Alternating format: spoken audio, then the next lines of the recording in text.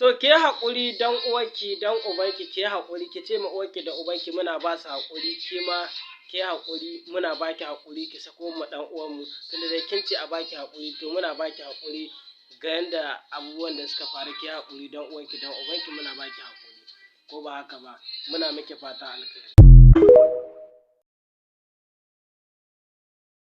Assalamu alaikum mutanen Nijar duka. Na ce wannan abubuwan da suke faruwa game da Bube. Dama irin wannan abubuwa ai dama za su faru ai. Tunda mutane ne waɗanda dama mafi yawansu waɗanda ba sa goyon bayan gwamnatin nan ne. Kuma ko da yaushe suna jin zafin waccan gwamnati da anka turmuje. Kenan ya za a yi su huce. Duk inda suka ji wani sai su kokarin suke su samu ka dan laifi ko wani tambo sai su amfani da ƙasar da sun kasancewa ba ta da jituwa da ƙasar mu ta Nijar. Sai su amfani da watan ƙasa ita kuma dama watan ƙasa tana son duk wasu 'yan gwagwarmaya masu kama ma gwamnati ta kasance cewa tana cin zalinsu. Ai Benin ba yau aka fara ba. Ai an taɓa zuwa Buba da an kama Buba ma ai ba abun mamaki bane. Ministrori jami'ai an ka tura masu duba mai tanki abin da harkar mai kusan mutum nawa ne aka tura bakwai ko har da mata Benin ta kama su ta kulla musu shiri. Ai Buba ya ma yi ba su kulla mai shiri ba wallahi. Kuma in ba iskanci ba wata buro ba ta ba su yi shugaban ƙasa su. Akwai buro da ba su yi mutane akwai buro da ba su yi CNSP. Su sun ka san haƙƙin su CNSP ba ta san haƙƙin su ba.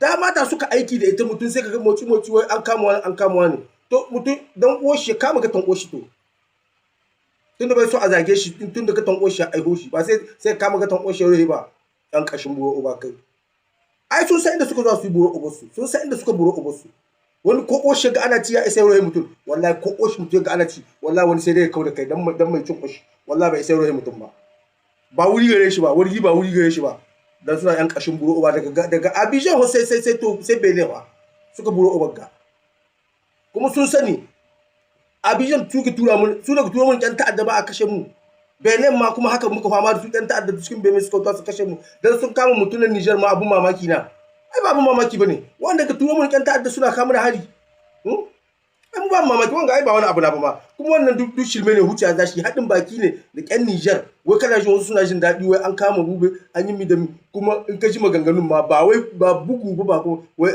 to an zagi uwan mutum dan mai cin uwan mutum ya toro he wanda ya karo ya in mutum bai so a zage shi kuma cikin oshi ya kuma cikin gindin oshi in bai so a zage shi yan kashin buro uba kai ku to kuna da gwamnati rashin kunya kuma an ku shi ba turu mutane suka kamo ku ba mai dalili wace buro uba abba shi nan gari kuma tare ke da ku ita kuma ta sa haƙƙin ta ba ido ta ka ta samu ku ba in yanzu ta fara kama mutane saboda an zage ta ku fara hutuwa ku ce ai an ci mutuncin mu gwamnati ba ta da abin nan tana kama ƴan siyasa tana komi da komi ku duba rashin kunyan da kuka mi sai nasbe wata hutuwa ce sai nasbe ta huto ta ce muku gashi ba ido ta ka ta samu ku ba yanzu kun samu dama buro ba ɗaya kuka yi bayan gari ku kamo wanga ku turo wanga ku sa wanga cikin jirgi ku turo inda duk kuke da dama ƙasashen nan to ku za ku ci duk wanda ga wanga buro uba wallahi wata rana sai ya ci koshi duk wanda ga wanga iskanci kaman wallahi sai mutu ya ci buro uban shi duk wannan buro uba mai kama mutane wai yake ko wani wuri wallahi wata rana shiga hannu za mu ci koshi wallahi ko wani da Bube ko ma mine ne wata rana sai ya huto kuma da waɗanda ga jin daɗi an kama Buben da waɗanda ga ta duk kashin buro uban ku kap gaba ɗayan ku duk wanda ya ji daɗi an kama Bube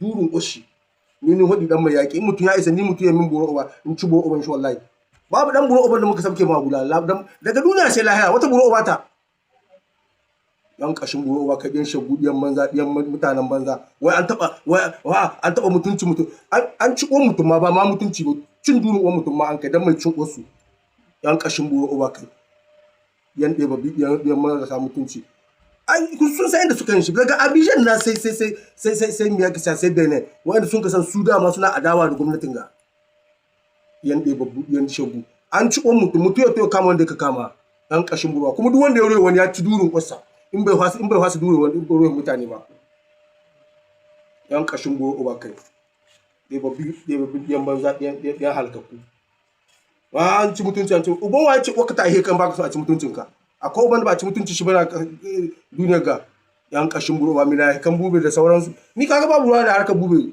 amma ni duk wani masu iskancin kan ka kula duka wanda ga adawa daga gwamnati ta kenan wai su bar su yi haka nan a traversa wasu wanda ga maganganu mu wanda ban ma san ma ana yi ba in an shekara ko tsaye da mutum aka yi a halbe shi na ran Allah mu dai ba ban da sai mun yi magana in kuma mutum oshi an na tsaye wallahi sai mun ci durin kwatta kuma ba a komi yan kashin buro ba ka yan ɗaya babin ɗaya albarka mutunci kun ka sani ku ɗan mutunci na ma balle mutum ce an ci mutuncin shi yan banza ba ɗan mutunci na ka ce an ci mutuncin shi mutunci ba gare ku yan shagu yan ɗaya babin ɗaya albarka wai su daga wanda a Abidjan sai wanda a ina to komi zai ta ƙare ya yi buban mutuwa ya kai benin mun sha gani kama mutane suka jami'ai ne an ka tura su sai su duba man maiwa benin ta kama su da sunan waya wai sun taka haƙƙin kuma sai da an ka tura musu takardu da komi ga jami'an mu za su zo su duba yanda harkan mai ta taya yan buro ba biyan banza biyan shagu to mutum ko durin oshe ka kama sai ya bar mutane kuma sai an yi magana kuma mutum dan mai cin oshe sai dai yayi buro obashi waje wallahi ba dai nan cikin ƙasa ba wallahi kuma ai ƙasar ga ta nan mutum shi ma yana towa shi ma zai ci durin oshe duk wanda ga buro obaga wallahi shi ma yana towa sai ya ci durin oshe masoya ta sharon ta partage ku bari mu buga bam uban kowa shi kone uban kowa shi kone ta sharon ta partage ta jalkan ta buro ba karo na 19 akan yan magana akai ta yan gwagwarmaya wallahi a ran muku kuma ga muku da nake ba son ku abinda kuka yi wahala ta kawai kuka kuna can wai ana cewa dole sai kun ba mu can kuri kun ba da dama saboda kenan ko gobe ba ta ni dan buro ba duk shege da ni bata ta batu duk shege da ni bata inda kan fadi ne ta yin bata batu kuma baka da uban da sa in bata kuri baka da shi kai dan mutu ya bace mace mu mutu ya bace mutu wai sai ka bashi sai ka ba da hankuri bundon ata ko barta ta liƙe shi duniya ta nadi ko barta ta liƙe shi kwasa ku da kan kuna ne shi kuna hada wasu waƙoƙin ƙarya kwasa ba mutuwa na ba kenan in ƙarya na kuka da kusa kyawar mana waƙoƙi in dai gwagwarmar ku ta ku fasa dama ta yau ku bata gobe kai amai kalashi ai ni dan buro ba wallahi ni wallahi ina jin bakin ciki a ce wai ga mataccen tasa an kama namiji kuma sai an bata hankuri a bata hankuri da yawa ta cikin nishan duk ita duniyar ga wacce iri ta bari ta liƙe shi na kowa ya bar ni saboda Allah ba a ta abu a ta abu da life a kira sunana a gani a kira sunana a ce rabi kekin gaya wani abu wani ya kara yi min kage tun ba ni son yi magana tun shi ana ta abin ga ana ta ce kai na yi murna ku isa ku yi wani abu ne lokacin da yake zagin mutane ku ba ku yi intervenir ba da yake zagin uwayen mutane ba ku yi intervenir ba ku yi magana ba ku yi komi ba yanzu na za ku ji amin ga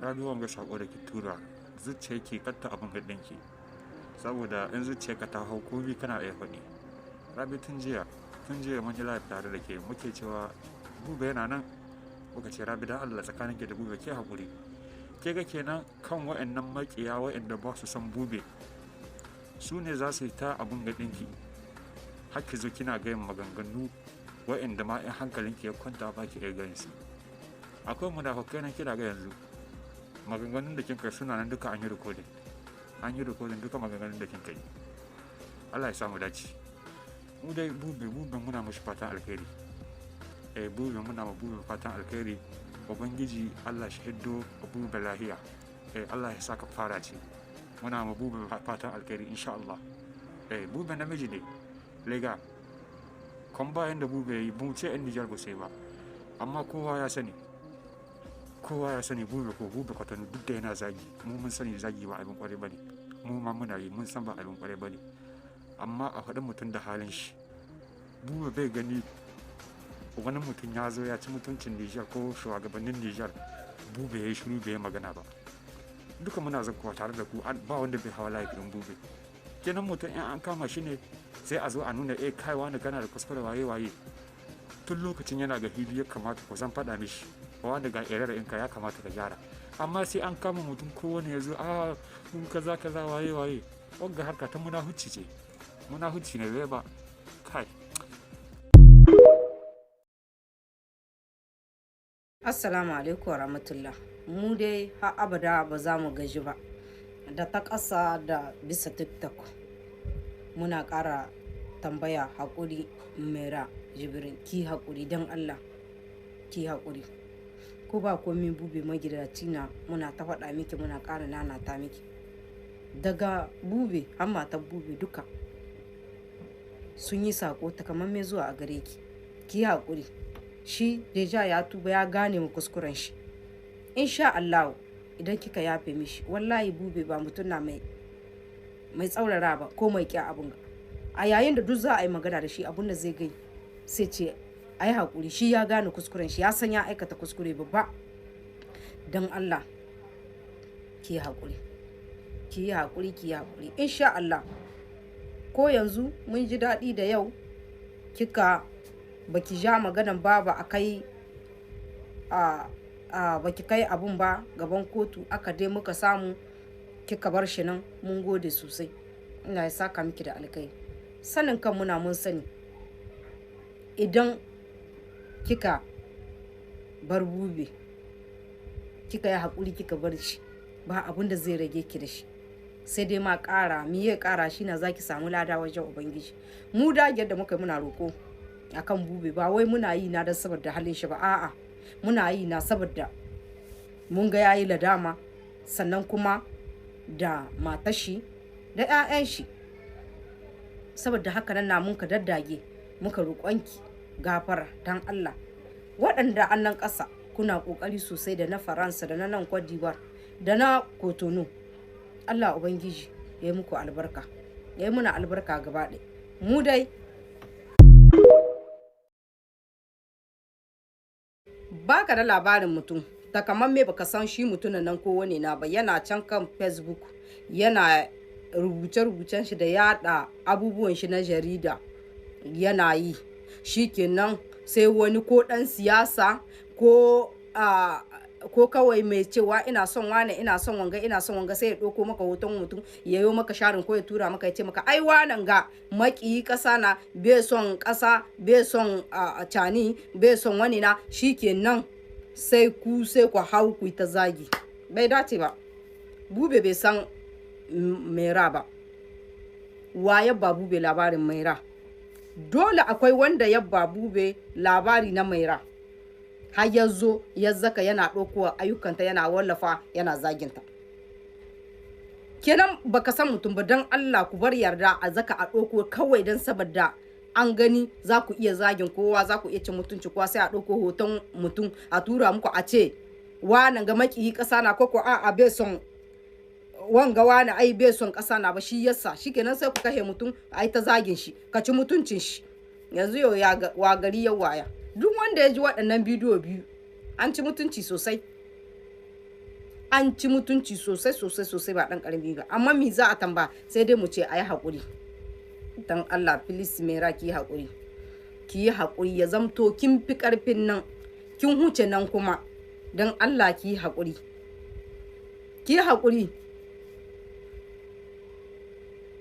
ki bar shi ya roƙe ki gafara kuma ya kiyaye, ya zamto kawai kin yi na dan a jakunan shi ko ba komi.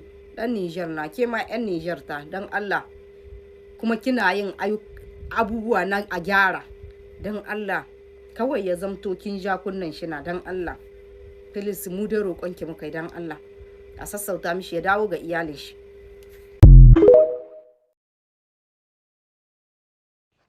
Assalamu alaikum, bonsoir à tous, j'espère que vous allez bien. Alors, aujourd'hui, je voulais vous parler du lancement officiel de l'Alliance des démocrates du Sahel qui se fera, Inch'Allah, c'est samedi 9 mai 2026 à Bruxelles. J'exhorte tous ceux qui peuvent y participer à le faire massivement. Quant à ceux qui ne seront pas sur place, vous pouvez y adhérer en vous inscrivant sur notre site internet. Alors, au sein de l'ADS, nous sommes des citoyens du Niger, du Mali et du Burkina Faso, profondément attachés aux valeurs et aux principes démocratiques. Parce que tout simplement, nous sommes convaincus qu'une démocratie, même imparfaite, est 1000 fois mieux qu'une dictature. Et cela sur tous les plans. Vous savez, dans une démocratie, on peut toujours contester. On peut toujours demander et exiger les changements. On peut toujours corriger l'État. Malheureusement, dans une dictature, on est obligé de se taire et de subir. Dans les cas échéants, on est soit envoyé en prison, contraint à l'exil ou même enlevé et tué par des escadrons de la mort. C'est très malheureux. Et c'est pour cela qu'il est urgent pour nous tous de lutter pour le retour à l'ordre constitutionnel de nos États. Il nous appartient à tous de construire notre démocratie, notre souveraineté, et cela conformément à nos réalités, à notre histoire, aux aspirations de nos peuples, sans pour avoir à mener une guerre contre le monde entier. Comprenons d'ailleurs une bonne fois pour toutes que le putsch n'amène que malheur et désarroi dans nos pays. Si le coup d'État était un bienfait, je pense bien que le Niger, le Mali et le Burkina seraient aujourd'hui les pays les plus développés au monde. Or, malheureusement, c'est exactement l'inverse que l'on voit. C'est chez nous que chaque fois qu'un régime démocratique stabilise nos institutions et amorce le développement économique, un putschiste sort de nulle part pour jouer au sauveur. Si on faisait les cumuls aujourd'hui, les militaires ont plus dirigé que des civils dans nos pays. Et le bilan est malheureusement toujours le même.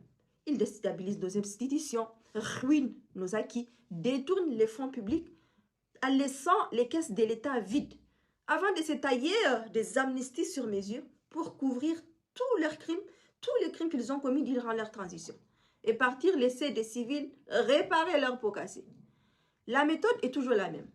Ils font leur putsch en accusant les civils d'échec. Et malheureusement, leur bilan final est aussi toujours le même. Ils laissent les chaos derrière eux, après chaque transition. Regardez ce qui se passe actuellement au Sahel. Ils sont arrivés en promettant souveraineté, sécurité, union, cohésion sociale, etc. Mais au lieu de ça, nos économies sombrent. Nous connaissons une hécatombe sécuritaire sans précédent. La cohésion sociale dans nos États est totalement décapitée. Partout aujourd'hui dans l'AES, l'insécurité s'est aggravée. Elle ne fait que progresser, elle s'installe, elle s'étend à des zones qui autrefois étaient paisibles pourtant sous les régimes civils. Les terroristes attaquent partout, même dans les zones les plus sécurisées. C'est malheureux de le dire, mais c'est la vérité qu'on doit dire. Ce qui s'est passé à Kati et à l'aéroport de Niamey n'est pas un accident. C'est les symptômes visibles de l'échec total de ces militaires. Nous ne sommes pas arrivés là par hasard, en fait. Tchani, Goïta et Traoré ont délibérément affaibli nos armées, par crainte tout simplement pour leur propre sécurité. Au Niger, que je connais particulièrement, Tchani a fragmenté les forces spéciales formées pour la lutte antiterroriste. Il a pris tous les officiers expérimentés pour les installer dans les bureaux de l'administration, ne laissant sur les frontières des jeunes soldats qui, même s'ils sont braves, ne sont pas assez expérimentés. Aujourd'hui, nos drones, nos avions militaires sont cloués au sol. L'armée de l'air est réduite à observer. Pourquoi? Parce que tout simplement, Tchani a peur d'une armée forte. Une armée puissante pourrait se retourner contre lui, comme ce que lui, il a fait à son chef. Alors, ce régime a fait un choix des plus cyniques. Sacrifier la sécurité nationale pour assurer sa propre survie. Aujourd'hui, la garde présidentielle est suréquipée, pendant que nos braves soldats qui se battent sur le front manquent du minimum. Pendant que Tchani sécurise son pouvoir et son palais, les terroristes, eux, conquièrent nos territoires. C'est très triste et nous ne devons pas nous mentir à nous-mêmes. Tchani ne fait que des discours pour nous dire qu'il sait où sont les terroristes, qu'il connaît les comptes rendus de leur réunion, qu'il sait ce qu'il prévoit de faire. Mais la question pertinente à se poser, c'est pourquoi alors il n'agit pas? Pourquoi ces terroristes arrivent-ils à exécuter leur plan? La réponse est brutale. En réalité, l'insécurité n'est pas leur problème. Ils n'en ont cure. C'est leur outil, c'est leur alibi qui leur a permis de prendre le pouvoir par les armes et qui aujourd'hui leur permet de garder ces pouvoirs. C'est le système qui les enrichit. Au Niger, le seul secteur qui intéresse vraiment Tchani, vous l'aurez remarqué, c'est le pétrole. C'est là-bas où il change à chaque fois de ministre. Les autres ministres peuvent être autant incompétents qu'ils le veulent. Lui, il n'en a cure. Tant qu'au niveau du pétrole, l'argent rentre et qu'il peut le détourner, ça lui va. C'est la seule raison pour laquelle lui et les clans, il se faut ont fait le coup d'État à Bazoum Mohamed parce qu'il leur a empêché de faire même basse sur les revenus du pétrole. Alors, vous pensez vraiment que ces putschistes sont la solution? Non, ils ne sont pas la solution et ils ne seront jamais la solution. Ils sont plutôt le problème. Aujourd'hui, les Sahel s'embrasent et on voudrait qu'on se taise. Ils combattent plus des activistes, des politiciens que les terroristes. Alors je dis, ni silence ni peur. Les Sahel ne tombera pas. Nous ne laisserons pas tomber les Sahel. Et les Sahel ne se taira pas. Alors, rejoignez l'Alliance des démocrates du Sahel et menons ce combat pour nos pays, pour nos enfants, pour les futures générations. Merci.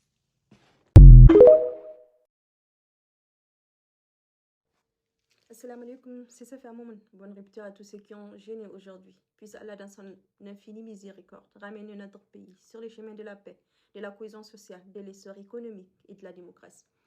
Veuillez excuser ma tête fatiguée, je reviens du boulot. Mais je me devais de répondre urgemment à l'aboyeur national, au rageux de Noah Arzika. Ce personnage vil qui n'a jamais connu le plaisir de gagner diamant sa vie en travaillant et qui a toujours vécu des prébendes, mais qui aujourd'hui veut nous faire croire qu'il est le plus patriote des Nigériens, alors qu'il est juste un ventriloque, des plus sadiques et sataniques.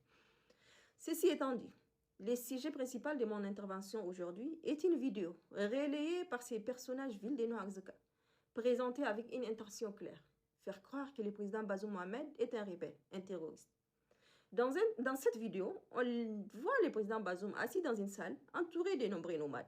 Sauf que Noah Arzika sait exactement dans quel contexte cette vidéo a été prise. Sa démarche est donc purement malhonnête et vise à manipuler l'opinion. Ceux qui ont visionné cette vidéo doivent savoir qu'elle ne vient pas de nulle part. Elle date de décembre 1991 à Mopti, au Mali. C'était à la conférence de réconciliation entre l'État malien et le mouvement de l'Azawad. Un moment historique où de nombreuses personnalités officielles avaient été invitées. C'était dans ce cadre que le président Bazoum Mohamed y représentait le Niger. Il faut rappeler qu'à cette époque, il était alors secrétaire d'État aux affaires étrangères. Il était mandaté par le premier ministre de l'époque, Chef Amadou, pour les représenter à cet événement historique. À ses côtés, vous avez vu le feu Moudour Zakara, secrétaire d'État au ministère de l'Intérieur de l'époque, et le commandant Senir Garba, qui représentait l'armée nigérienne. Bazoum Mohamed n'était donc pas là-bas en tant que nomade, ni en tant que rebelle, encore moins en tant que terroriste, comme veut le faire croire cet infâme Noah Arzika. Bazoum y était en tant que représentant légitime et officiel de la République du Niger. C'est Niger qui n'est la propriété ni de ta famille, ni d'aucun putschiste, cher Noah Arzika. Je profite d'ailleurs de cet incident pour rebondir sur cette cabale orchestrée méthodiquement pour tenter de salir le président Bazoum Mohamed. Depuis presque 3 ans, il est enfermé sans contact extérieur, sans même le droit de voir ses avocats. Et vous essayez par tous les moyens de le traîner dans la boue avec vos ignominies. Mais alhamdoulilah, Dieu ne fait que les laver. Même son jeune fils, vous ne l'avez pas épargné. Récemment, Madaki et le directeur de la RTN Koulibaly ont été condamnés par la justice nigérienne pour diffamation sur plainte du jeune Salim Bazoum Mohamed, parce qu'ils sont venus sur une télévision nationale affirmer que ces jeunes hommes finançaient des groupes rebelles.